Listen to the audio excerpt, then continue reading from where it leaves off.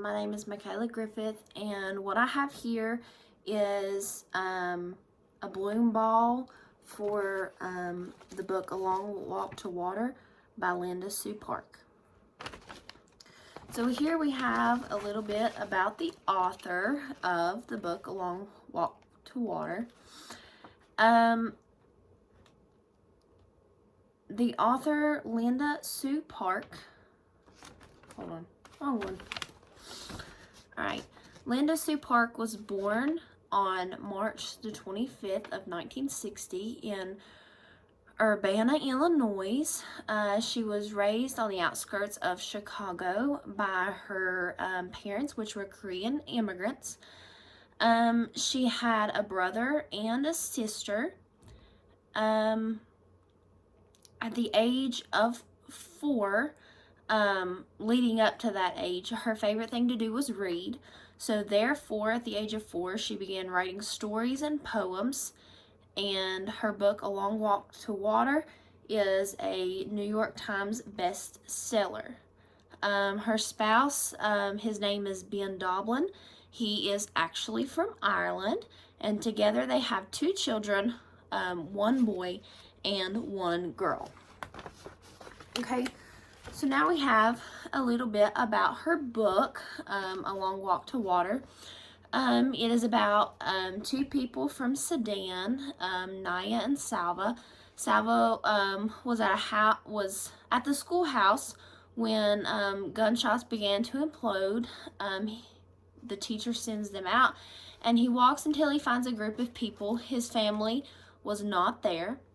Then you have Naya. Naya and her family are moving to a camp near a lake during dry season. Their tribe, which is the Nuer, fights with the Dinka tribe over land near the lake. For 5 months, Naya digs for water while her brother and father hunts, and then her sister becomes sick. Therefore, her and her mother walk to the doctor to get the medicine that they need. And then they find out that the water is what actually causes the sickness. So therefore, they have to further boil the water and get rid of the germs until they can use it. Then we go back to Salva. After weeks of continued walking, he meets people who leads him to finding his uncle. His uncle then protects him until the group they're with crosses the Nile River. The Nuer tribe confronts the group and kills his uncle. He then goes to a refuge camp in Ethiopia, which he traveled with the Lost Boys. Back to Naya, her and her mother return, and several days later they find trucks with drills and pipes. Therefore, people are leaving the land. Back to Salva. The war has come to Ethiopia, where he is. He crosses the Gilo River and finds himself the leader of the boys, traveling to Kenya. Drillers, where Naya and her family are, hit water and plan to turn to build a school. Salva reaches camp in Kenya and is selected to go to the United States. He ends up going to college for business and finds his father is alive, as well as his mom and his sister.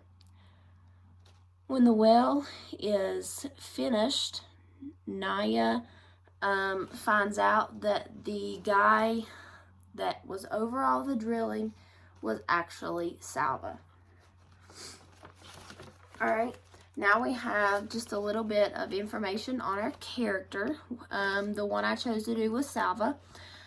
His feelings throughout the book, he was terrified of his experiences because of everything he's been through, the gunshots. So therefore, he was scared going out on his own, watching his uncle get killed. Just certain things like that. He was numb due to not having time to grieve. With being on the run and whatnot, not knowing that his family was dead or alive. If they was dead, he didn't have time to mourn his loss. And then also he has a sense of confidence that he can provide for himself enough to stay alive. And then also I feel that he feels betrayed because, you know, it wasn't his choice that he has to go out on his own. You know, what did he do in order to end up in this situation? The description of Salva, he's a boy forced to leave his home. He leads others to a safe place in which he desires to help others above himself. So he puts others' safety and desires and concerns above his own. He is inspired by his journey to help struggling villages, which is where you get him going into the villages with the pipelines and whatnot, drilling for water.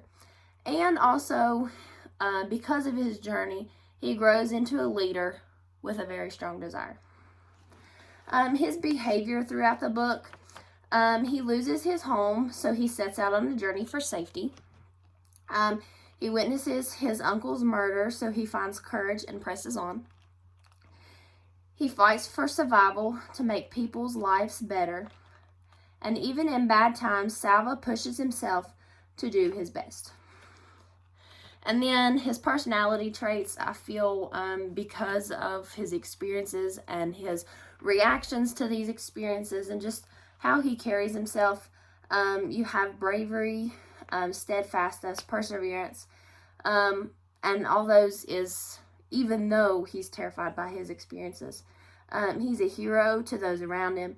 He's selfless, he has a great sense of leadership, and he is more concerned about others. Okay, the two themes that I feel are mostly portrayed throughout the book is you have perseverance, and here you have Naya. She's walking to the water, she's carrying her buckets, she says she's almost there. And then you have survival, and the picture I illustrated here is the first part of Salva's story, in which they was in the schoolhouse, they heard the gunshots, and the teacher has them to run out and go towards safety. All right. Here we have the route that Salva traveled as a lost boy. You can see it started here and it went all the way through South Sudan and Ethiopia, and then they reached Kenya. Okay. Here we have the main conflict of the book. In the book A Long Walk to Water, both main characters face different main conflicts. Naya and her family have moved, and now they are getting sick. They are now having to boil water and make it safe to use. Therefore, her main conflict is knowing if her and her family will survive on the poor, limited supply of water. Salva, on the other hand, his main conflict is finding his family. He has searched for them since he fled the school, and all he hopes for is for them to be safe.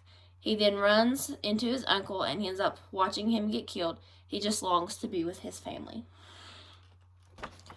Okay, right here is the connections from the book to things that's happening like in the real world.